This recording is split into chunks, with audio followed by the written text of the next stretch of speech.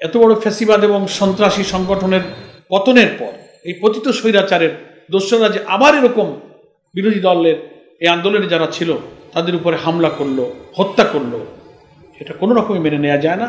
এটা একটা বড় ধৃষ্টতা।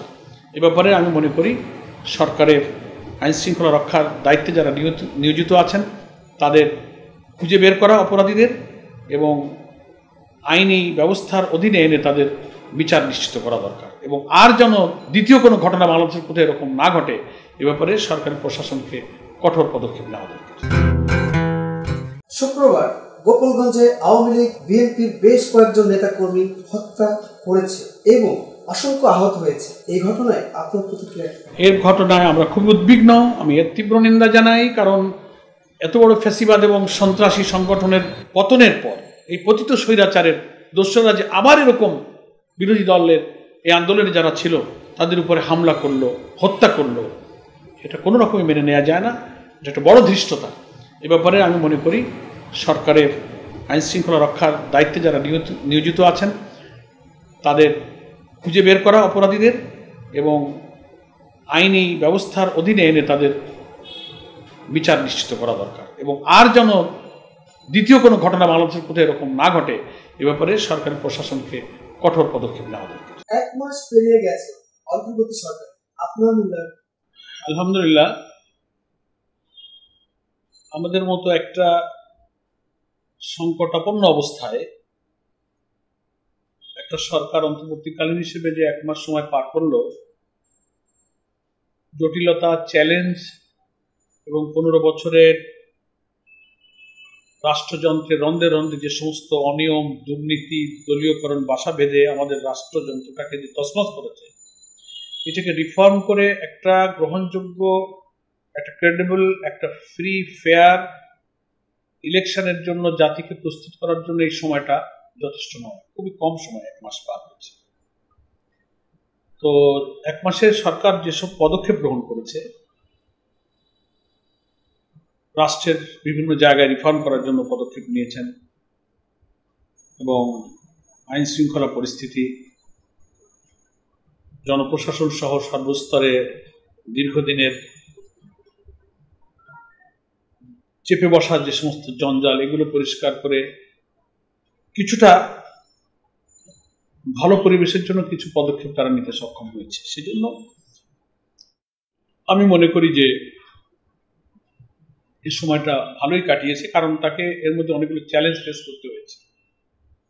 এই চ্যালেঞ্জটা আমরা আশা করিনি যে এত বড় রক্তক্ষয়, হাজার ছাত্র জনতার শাহাদাত, হাজার হাজার মানুষ আহত হলো, রক্ত দিল, এবং 15 বছরের যে পরিমাণ দুঃশাসন, খুন, গুম, হত্যা, নির্যাতন, মানুষ লেখা পড়া, ব্যবসা বাণিজ্য, অর্থনীতি, ব্যাংক, ব্যবসা বাণিজ্য সব লুটপাট করেছে। এইটা দেশের 18 কোটি মানুষ দেখেছে। তারপরেও এই সরকার, এই স্বৈরাচারী ফ্যাসিবাদী ফ্যাসিস্ট দেশ ছেড়ে পালালো। এই পতিত স্বৈরাচারের পক্ষে এদেশের লোকেরা আবার দেশের মধ্যে নৈরাজ্য সৃষ্টি করার জন্য সেই কালো দিনকে আবার ফিরিয়ে আনতে চায়। এই চ্যালেঞ্জটা খুবই দুর্ভাগ্যজনক এই জাতির জন্য। মানুষ তো দুনিয়া দেখেছে এরকম একটা ছাত্র গণ অভ্যুত্থান, কি করে ওরকম খুনিদের পক্ষে মানুষ দাঁড়াবে যা তাদের ফেভারে যায়। সেই চ্যালেঞ্জটা কিন্তু বর্তমান অন্তর্বর্তীকালীন সরকারকে ফেস করতে হচ্ছে। সেই জন্য এই কনটেক্সটে আমি মনে করি যে সময়টা সে পার করেছে যথেষ্ট চ্যালেঞ্জ, ব্যস্ততা, দক্ষতা এবং দেশপ্রেমের সাথেই তার লক্ষ্যে পৌঁছবার জন্য প্রপারলি সে টাইমটা পার করেছে। বাংলাদেশের বৃহত্তম রাজনৈতিক দল জামাতে ইসলামের সেক্রেটারি জেনারেল হিসাবে গণ অভ্যুত্থানের পরের সময়কে কিভাবে মূল্যায়ন করবে? পরের সময়টা তো আমি মনে করি যে যেসব চ্যালেঞ্জ ফেস করে সময়টা গেল এবং জাতির প্রত্যাশা পূরণের জন্য বর্তমান অন্তর্বর্তীকালীন সরকারের প্রধান উপদেষ্টা সহ তার সঙ্গী সাথীরা যথেষ্ট চেষ্টা চালাচ্ছেন।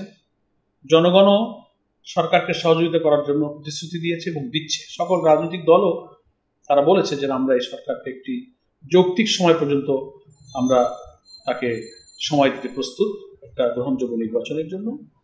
সেই জন্য এই সময়টা দুই দিকেই যাচ্ছে। একটা আশাবাদ একটা সম্ভাবনা, আবার কিছু চ্যালেঞ্জও ফেস করতে হচ্ছে।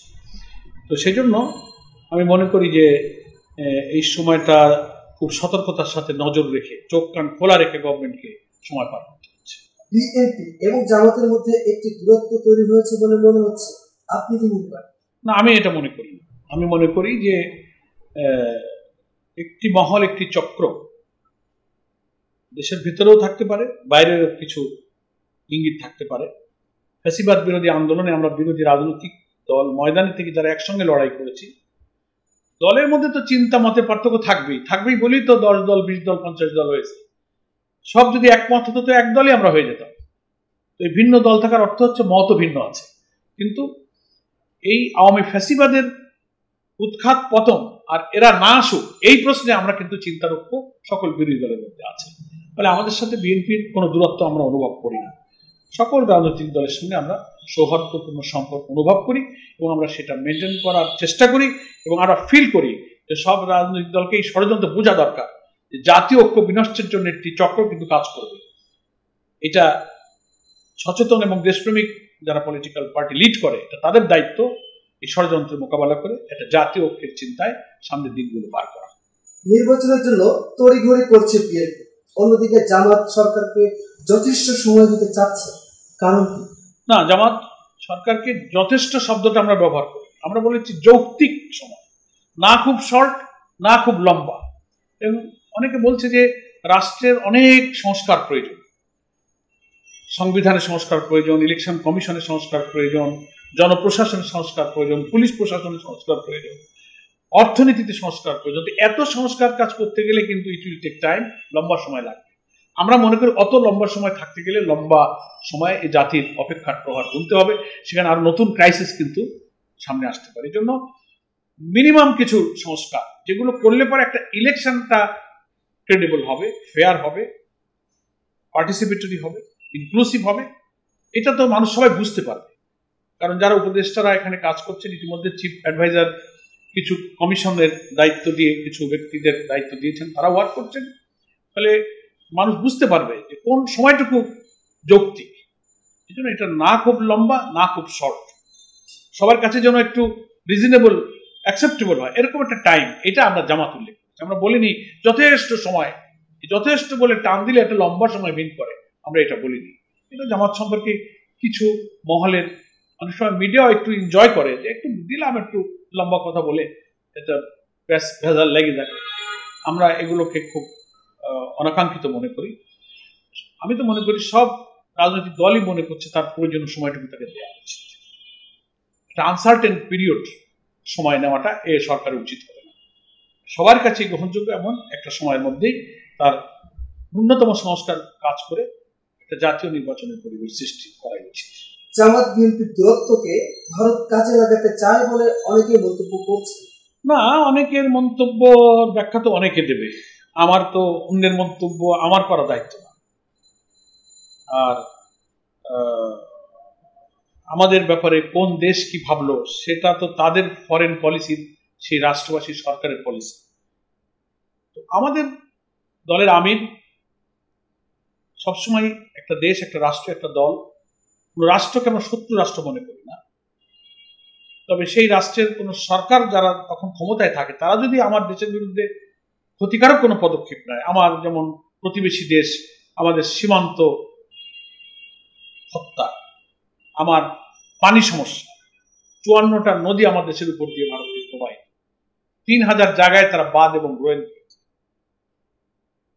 তারপরে কানেক্টিভিটির নামে আমার ট্রান্সশিপমেন্ট, ট্রানজিট, আমার পোর্ট, আমার রাস্তাঘাট, যে সুযোগ তারা পাচ্ছে, আগের ফ্যাসিবাদী সরকার তাদের সে সুযোগ দিয়েছে। সেই তুলনায় তারা অকৃতজ্ঞের মতো আমার দেশের উপরে অর্থনীতির জন্য, রাজনীতির জন্য একের পর এক বর্তমান সেই প্রতিবেশী দেশ যারা শাসন করছে তারা খুব ক্ষতিকর পদক্ষেপ নিচ্ছে, আমার রাজনীতিকে তারা ইন্টারফেয়ার করছে। এই ধারণাটা তো ঠিক না একটা প্রতিবেশী রাষ্ট্রের, যে একটা বিশেষ দল ক্ষমতায় না থাকলে বাকিরা সব ভারতের জন্য থ্রেট হয়ে যাবে। এটা একটা সুস্থ পররাষ্ট্রনীতি একটা দেশে হতে পারে না। নির্বাচন একটা আসলেই সেই দেশের কূটনীতিকরা তৎপর হয়ে যাবে, এই দেশে আসবে, 14, 18, 24 সব নির্বাচনে তারা ইন্টারফেয়ার করছে। সুজাতা সিং এর মতো লোক তারা সফর করে বিরোধী দলকে বাধ্য করে ইলেকশনে তোমরা যাও।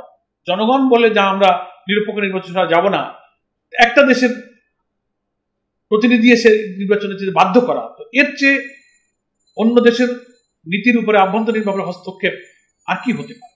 সেজন্য আমরা যেহেতু অন্য কোনো দেশের আভ্যন্তরীণ ব্যাপারে হস্তক্ষেপ করি না, ফলে আমাদের দেশে আর কেউ হস্তক্ষেপ করি এটাও আমরা পছন্দ করি। সেই কারণে আমরা রাষ্ট্র বা সে দেশের জনগণ আমাদের শত্রু, বরং যারা সে দেশের গভর্নমেন্টকে লিড করছে তারা যতক্ষণ আমাদের দেশের স্বার্থের বিরুদ্ধে পদক্ষেপ নেবে, স্বার্থহানি করে, ততক্ষণ আমরা তাদের ব্যাপারে গ্রহণযোগ্য এবং যৌক্তিক সমালোচনা আমরা করব এবং আধিপত্যবাদী এই শক্তির হাত থেকে আমাদের অখণ্ডতা, আমাদের সার্বভৌমত্ব রক্ষার জন্য জনগণ ঐক্যবদ্ধ থাকতে পারবে এবং এই ব্যাপারে জামাত সবসময় রাজনৈতিক ময়দানে ভূমিকা রাখবে।